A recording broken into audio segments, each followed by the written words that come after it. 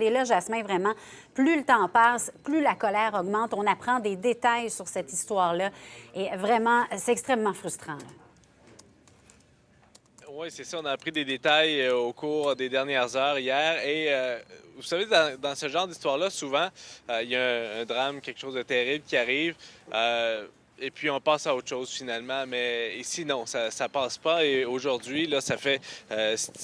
La fillette a été découverte ici lundi avant-midi. Et la semaine a passé, on est rendu vendredi.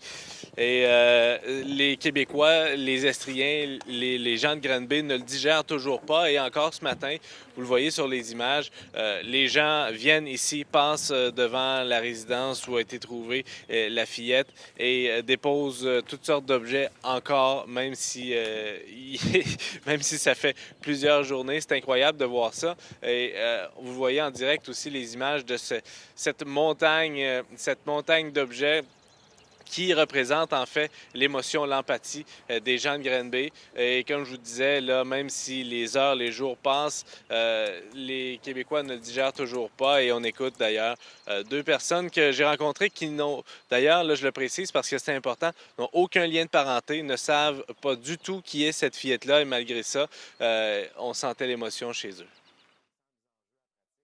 On a perdu un petit-fils de maladie. C'est que ça nous touche énorme. On a perdu, il y avait 6 mois, notre petit-fils.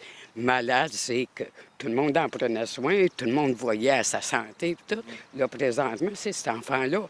Il n'y a pas personne qui a rien vu ici, on dirait. Il voyait puis il parlait pas. Moi, ça me pogne vraiment au cœur. Je ne m'entends pas parler parce que je vais venir vulgaire. Puis Vous êtes émotif, même si vous ne la connaissez pas. je ne connais pas, puis ça me fait vraiment mal. J'ai 10 enfants, moi.